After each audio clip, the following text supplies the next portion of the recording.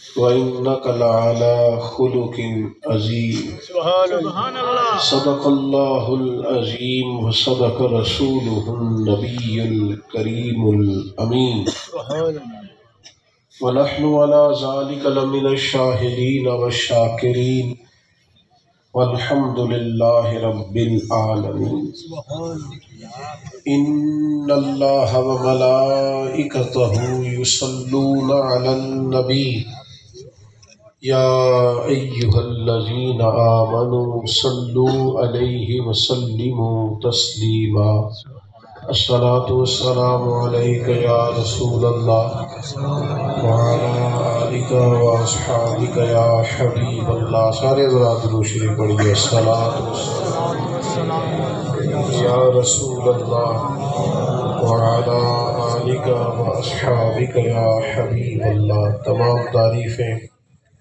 حمد و ثنا اللہ تعالی جل جلالہ کے لیے، اور درود و سلام نبی اکرم نور مجسم شفیع معظم. آپ نے سلام لی اور سادہ سا وعلیکم السلام کہا ہے اور مسکرایا بھی نہیں ہے اور حال چال بھی نہیں پوچھا، تو بڑی جلدی اسے متکبر نہ کہیں. سبحان اللہ وہ پریشان بھی ہو سکتا ہے، وہ بیمار بھی ہو سکتا ہے، اس کے گھر میں کوئی تکلیف بھی ہو سکتی ہے. آپ کے قریب سے کوئی گاڑی بڑی سپیڈ سے گزر گئی ہے تو آپ یہ نہ کہیں کتنا بدتمیز ہے، اسے کس بات کی جلدی ہے. سبحان اللہ تعالیٰ معاف کرے، اس کے گھر میں کوئی ایمرجنسی بھی ہو سکتی ہے، اسے کچھ سخت فون آیا ہوگا گھر سے. کلام کی تعریف کو بیان فرمایا ہے، ایک مقام پہ فرمایا کہ وَإِنَّكَ لَعَلَىٰ خُلُقٍ عَظِيمٍ، سبحان اللہ اے محبوب بے شک آپ خلق عظیم پر ہیں، آپ کا اخلاق بڑا اعلیٰ ہے. سبحان اللہ ایک ہوتی ہے خلق، ایک ہوتا ہے خلق. سبحان اللہ ظاہری تخلیق کو خلق کہتے ہیں اور باطنی اوصاف کو خلق کہتے ہیں. سبحان اللہ اللہ تعالیٰ نے حضور کے اخلاق عالیہ کو محبوب پاک علیہ السلام کے جس طرح ظاہر کو بڑا حسین بنایا ہے، حضور کے مقدس اخلاق کو بھی بڑا حسین بنایا. سبحان اللہ ہماری جو انسانی زندگی ہے اس میں ہمارا زیادہ وقت اپنے ظاہر کو سنوارنے میں گزر جاتا ہے، حالانکہ انسان کا باطن اگر سنورا ہوا نہ ہو تو وہ بندہ خود بڑی تکلیف محسوس کرتا ہے. بکھری سوچیں ہوں، الجھے خیالات ہوں، طبیعت بڑی بے صبری، مضطرب اور پریشان ہو تو بندہ اپنے آپ سے پریشان ہو جاتا ہے. ہمیں اللہ تعالیٰ نے نبی پاک علیہ السلام عطا فرمائے اور خلق عظیم کے مالک محبوب ہمیں عطا فرمائے. سبحان اللہ اور نبی پاک علیہ السلام نے فرمایا میں مکارم اخلاق کی تکمیل کرنے کے لیے دنیا میں آیا. حضور نے لوگوں کے اخلاق کو سنوارا ہے، ان کے لہجوں میں نکھار پیدا کیا، ان کے طرز زندگی کو خوبصورت کیا، ان کی سوچوں کو پاکیزگی عطا فرمائی، ان کے مزاج میں دوسروں کے لیے خیر خواہی پیدا کی. میرے بھائیوں یاد رکھیے گا کہ جب انسان اخلاقی رویوں میں مضبوط ہو جاتا ہے تو سب سے زیادہ فائدہ ان لوگوں کا ہوتا ہے جو اس کے زیادہ قریب رہتے ہیں. آپ اپنی بیٹی کا بیاہ کرتے ہیں اور آپ مال و دولت دیکھیں، جائیداد دیکھیں، لڑکے کی بڑی اچھی نوکری اور کاروبار دیکھیں، اس کا کشادہ گھر دیکھیں، لیکن اگر اس کا اخلاقی رویہ نہ دیکھیں اور کسی بد اخلاق آدمی کے معاذ اللہ حوالے آپ اپنی بیٹی کو کر دیں، اس کا نکاح کر دیں، تو وہ بیچاری ساری زندگی تکلیف میں گزارے. آپ سمجھ لیں کہ انسان تھوڑا مال کماتا ہو، گھر بھی اس کا بہت وسیع نہ ہو، لیکن اخلاقی طور پر بلند آدمی ہو، سبحان اللہ تو اس کے ساتھ وقت گزارنا آسان ہوتا ہے، زندگی سکون میں گزرتی ہے. آپ نے اپنے بیٹے کی شادی کی،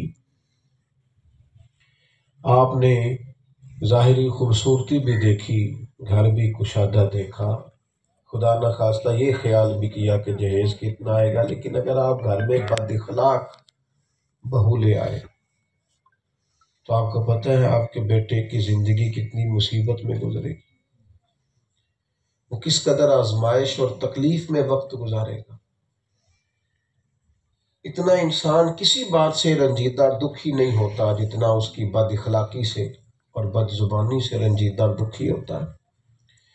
اخلاقی رویوں پر ہماری توجہ نہیں رہتی، خلق کو ہم سنوارتے نہیں، جو نیا ڈیزائن کپڑوں کا مارکیٹ میں آتا ہے وہ تو اوڑھ لیتے ہیں، لیکن باطن جو ہے وہ بے رنگا سا رہ جاتا ہے، بے ڈھبا سا رہ جاتا ہے۔ ہم وقت کے ساتھ اپنے رویوں میں تبدیلی نہیں لاتے۔ نبی پاک صلی اللہ تعالیٰ علیہ وسلم نے فرمایا اگر اللہ تعالیٰ اخلاق کو کوئی صورت عطا کرتا تو دنیا میں سب سے حسین صورت حسن اخلاق کی ہوتی۔ سبحان اللہ۔ اگر اسے مجسم کیا جاتا، اس کی شکل بنائی جاتی تو سب سے خوبصورت صورت اخلاق کی ہوتی، اور اگر بدخلقی کو کوئی صورت دی جاتی تو سب سے بدصورت شکل بد اخلاقی کی ہوتی۔ آپ اپنے مزاج کے لحاظ سے اخلاق والا، اور اخلاق کا معنی ہمارے یہاں بعض لوگ یہ بھی سمجھتے ہیں کہ میٹھا بولنا اخلاق ہے۔ صرف میٹھا بولنا اخلاق نہیں، میٹھا تو لوگ مطلب کے لیے بھی بولتے، سچ بولنا اخلاق،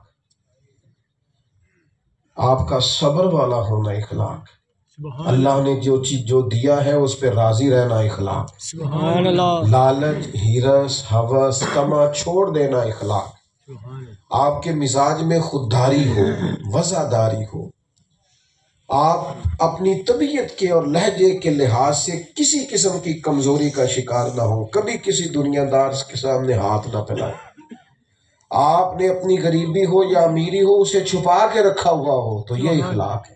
سبحان اللہ۔ ہم نے بڑا محدود مفہوم اس کا سمجھا ہے۔ خلق کو مضبوط کریں، دو چار چیزیں اچھی طرح سمجھ لیں۔ سب سے پہلا اخلاق یہ ہے کہ انسان کی سوچیں صاف ستھری ہوں، سبحان اللہ۔ برا نہ سوچیں، بہت جلدی کسی کے بارے میں غلط رائے نہ قائم کریں۔ ایک آدمی آپ کے پاس سے گزر گیا، بڑی بدخلقی، بڑی جلدی کسی بندے کو دھوکے باز کہہ دینا، جھوٹا کہہ دینا، غلط کہہ دینا، یہ درست نہیں ہوتا۔ آپ دیکھ لیں ہماری سوسائٹی میں کیا کیا گیا، ہر ایک نے دوسرے کو برا کہا ہے، نتیجہ کیا ہے؟ کوئی اچھا رہا ہی نہیں۔ جب سب لوگ ایک دوسرے کے رستے میں کانٹے بچھانے لگتے ہیں تو ساری رستے کانٹوں سے بھر جایا کرتے ہیں، پھر راہ گیروں کے پیر بھی زخمی ہوتے ہیں۔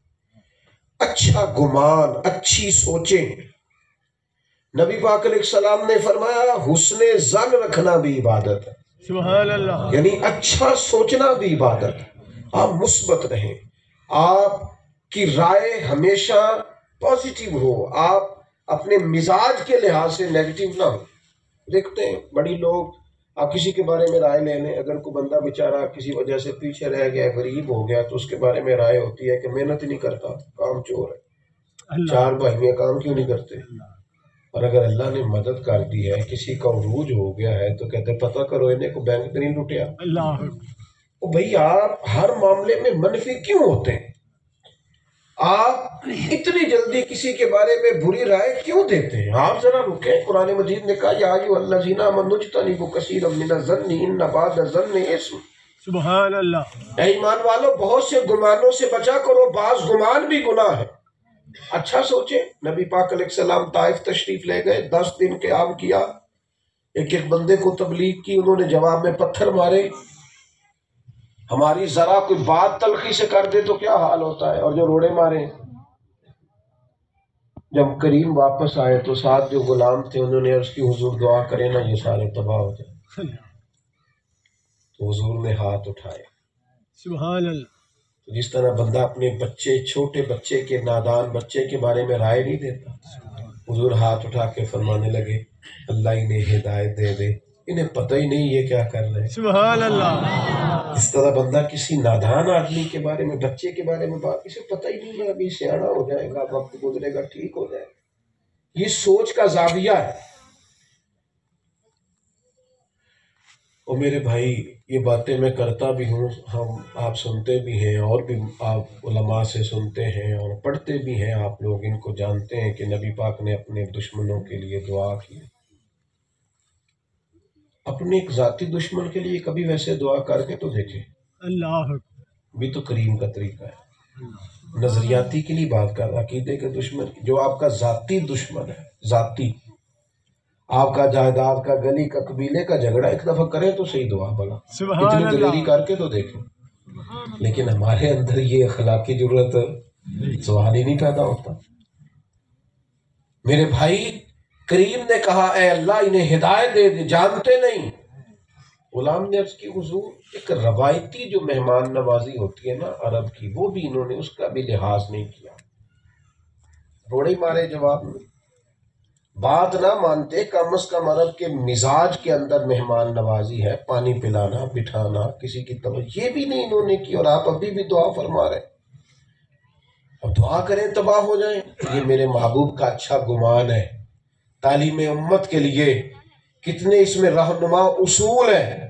حضور فرمانے لگے نہیں مانتے تو پھر بھی تباہی کی دعا نہیں کریں گے، اس لیے کہ یہ نہیں مانتے تو امید ہے ان کی آنے والی نسلیں مان جائیں۔ سبحان اللہ، ہم تو اپنے بچے کو کہہ دیتے ہیں تو صحیح ہو ہی نہیں سکتا، صحیح بات، اپنے بچے کو کہہ رہے ہیں۔ اور نبی پاک کی کافر کے بارے میں رائے یہ ہے کہ ابھی نادان ہے، اللہ، یہ جانتا نہیں یہ کیا کر رہا ہے، سیانا ہو جائے۔ اتنی جلدی بدگمان نہ ہو، اتنی جلدی رائے نہ دیں۔ حضرت بشر حافی رحمۃ اللہ علیہ جمعے والے دن نا فرض پڑھ کے چلے جاتے تھے، ایک تاجر نے بات مشہور کرنی شروع کر دی، پیر بنا بیٹھا ہے اور باقی سنتیں اور نفل پڑھتا ہی نہیں۔ اللہ، بڑا آسان ہوتا ہے نا، دنیا میں ایک ہی کام آسان ہے، وہ تنقید کرنا ہے، اور ایک کام مشکل ہے، وہ تعمیر کرنا۔ سبحان ہم اللہ، تعمیر نہیں کرتے، تنقید کرتے ہیں۔ اپنا کام ٹھیک کر کے نہیں کرتے، باقی ساری دنیا کو ٹھیک کرنا چاہتے ہیں۔ اپنی ڈیوٹی ٹھیک کر کے نہیں کرتے، باقی سب سے کہتے ہیں ٹھیک ہو جاؤ۔ بھئی تو اپنا کام ٹھیک کر۔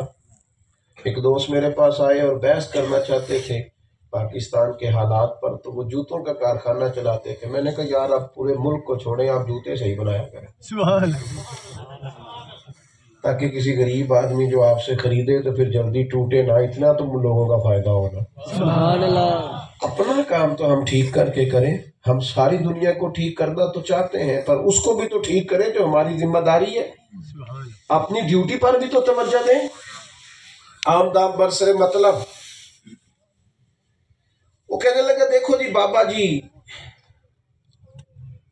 باقی نماز ہی نہیں پڑھتے جمعے والے دن، اور صرف فرائض کی ادائیگی کے بعد مسجد سے تشریف لے جاتے ہیں۔ اس نے کئی لوگوں سے کہا دیکھو جی پیر بنے ہو اور اس کام میں بڑے لوگ ماہر ہوتے ہیں، کسی کے بارے میں بدگمانی پھیلانا تو ختم ہے، خلاف واقعہ بات کو بھی بالکل معروف کر دیں، خلاف واقعہ۔ لوگوں نے سمجھایا کہ اتنی جلدی نہ کرو، بزرگ آدمی ہے، کہنے لگا کیا مطلب ہے جلدی کیا ہے، کوئی کاروبار کرنا ہے، دکان کھولنی ہے، آگ بجھانی۔ ایک بندے نے کہا یار چل تو پتہ ہی کر لیں وہ کہاں جاتے ہیں جمعہ پڑھ کے۔ تو وہ پتہ بھی کیا تو جاسوسی کے انداز میں حضرت جمعے کی نماز کی ادائیگی کے بعد، فرضوں کے بعد، خطیب صاحب نے، امام صاحب نے نماز کا سلام پھیرا، دعا ہوئی تو حضرت جماعت کے بعد نکل گئے۔ وہ پیچھے ہو لیا، دیکھو کہاں جاتے ہیں۔ رستے میں حضرت شیخ نے ایک دکان سے نان خریدے تو کہنے لگا اوہو مولوی کو بھوک نے ستایا، اللہ، اس لیے سنن اور نوافل چھوڑ دی۔ تھوڑے اور آگے گئے حضرت تو کچھ کباب خریدے تو کہنے لگا اوہو دیکھو عمر دیکھو اور ذائقہ دیکھو۔ سبحان، حضرت جنگل کی طرف بڑھے تو کہنے لگا اب یہ لوگوں سے چھپ کے کھائے گے۔ لیکن تھوڑا ہی رستہ طے ہوا تو ایک کچے مکان کا دروازہ حضرت بشر نے اپنے ہاتھوں سے کھولا۔ سبحان، کہتا جب شیخ اندر گئے تو میں حیران رہ گیا، ایک فالج کے مریض بزرگ اس کچی آبادی میں کچے گھر میں لیٹے ہیں۔ حضرت نے پہلے اٹھایا، سبحان، پھر مٹکے سے پانی ڈال کے ان کا منہ دھویا، سبحان اللہ، اور پھر پہلا لقمہ توڑ کے بابا جی کے منہ میں ڈال کے کہا معاف کر دینا، جمعہ تھا مجھے دیر ہو گئی، ابھی تو میں نے بقیہ نماز بھی ادا کر۔ سبحان اللہ، کہتا ہے